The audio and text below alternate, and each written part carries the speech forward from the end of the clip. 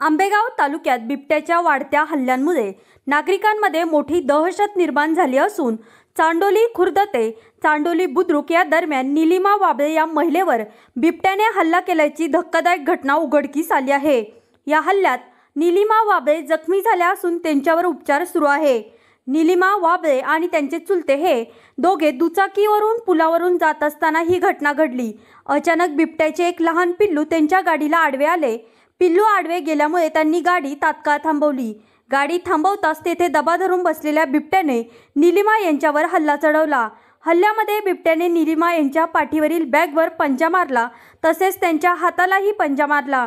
बिबट्याने त्यांना काही अंतरावर ओढत नेले, मात्र त्यांनी आणि त्यांच्या चुलत्याने आरडाओरडा केल्यानंतर बिबट्याने त्या ठिकाणाहून धूम ठोकली। हल्ल्यात जखमी झालेल्या निलिमा यांना तात्काळ मंचर उपजिल्हा रुग्णालय येथे उपचारासाठी दाखल करण्यात आले आहे। या घटनेनंतर परिसरातील नागरिक भयभीत झाले आहे। विशाल वाबळे यांनी दिलेल्या माहितीनुसार त्याच ठिकाणी लगेचच बिबट्याने 2 जणांवर हल्ला केल्याच्या घटना घडल्या आहे।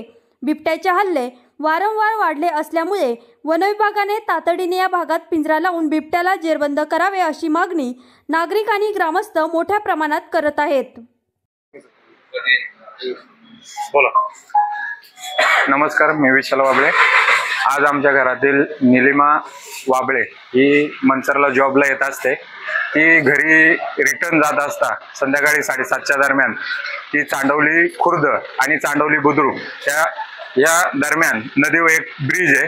चांडोली खुर्द मध्ये 7:30च्या दरम्यान एक त्यांना बिबट्याचं लहान पिल्लू आडवं गेलं म्हणून टू व्हीलरला त्यांनी टू व्हीलर जरा शांत केली, थोडी सावकाश केली आणि त्या दरम्यान त्याच बिबट्याची त्या मादेने त्या माझ्या पुतणीवर हल्ला केला आणि त्याच्यात पुतणी थोडा एक नखी तिला खरचडली। सुदैवाने त्या बॅगवर पंजाचा अटॅक झाल्यामुळं ती सुदैवाने वाचली, पण परंतु त्यानंतर देखील हे पेशंट मंचर ग्रामीण रुग्णालयात आल्यानंतर नंतर सुद्धा 2 अटॅक तिथं झाले।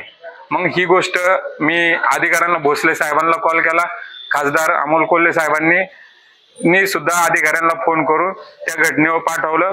पण ही 4थी घटना आहे। 2 दिवसापूर्वीच खडकीचा सुनील शिंदे याच्यावर सुद्धा त्याच दरम्यान 1-2 किलोमीटरच्या अंतरावर असाच हल्ला रात्रीच्या 11-11:30 वाजता झाला। त्याच्या बी टू व्हीलरवरच हा अटॅक झाला होता।